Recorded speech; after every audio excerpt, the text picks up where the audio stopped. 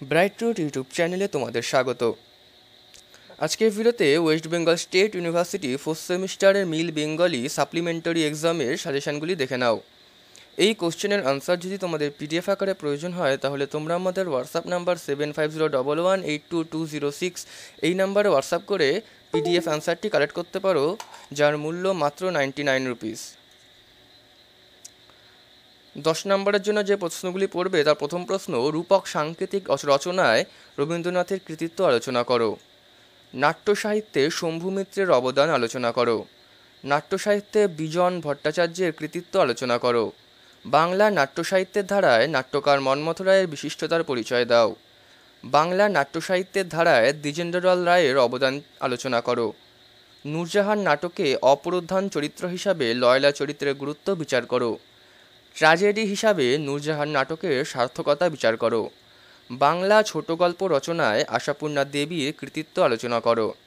বাংলা উপন্যাস রচনায় বিভূতিভূষণ বন্দ্যোপাধ্যায়ের নৈপুণ্য আলোচনা করো। কবি উপন্যাসে ঝুমুর দল ও কবিয়াল সম্প্রদায়ে জীবনচর্চার যে ছবি ফুটে উঠেছে তা বর্ণনা করো। স্ত্রীপত্র গল্পে মৃণালের কণ্ঠে যে প্রতিবাদ ধ্বনিত হয়েছে তার পরিচয় দাও। নূরজাহান নাটকের নামকরণের সার্থকতা আলোচনা করো। ঐতিহাসিক নাটক হিসাবে নূরজাহান নাটকটি কতদূর সার্থক আলোচনা করো। শরৎচন্দ্র চট্টোপাধ্যায়ের প্রতিভার পরিচয় দাও। নেক্সট, তারাশঙ্কর বন্দ্যোপাধ্যায়ের কবি উপন্যাসে নিতাই ও বসন চরিত্রটি আলোচনা করো। আশাপূর্ণা দেবীর কৃতিত্ব আলোচনা করো। কবি উপন্যাসে ঝুমুদ্দালের প্রাসঙ্গিকতা আলোচনা করো। জগদীশ গুপ্তের অবদান আলোচনা করো। নাট্য সাহিত্যে তুলসী লাহিড়ীর অবদান আলোচনা করো। নূরজাহান নাটকে লয়লা চরিত্রটি আলোচনা করো।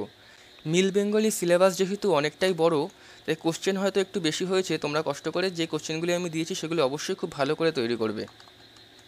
আর এই কোশ্চেনের অ্যান্সার যদি তোমাদের পিডিএফ আকারে প্রয়োজন হয় তাহলে তোমরা আমাদের হোয়াটসঅ্যাপ নাম্বারে কন্ট্যাক্ট করে পিডিএফটি নিয়ে নিতে পারো। ধন্যবাদ।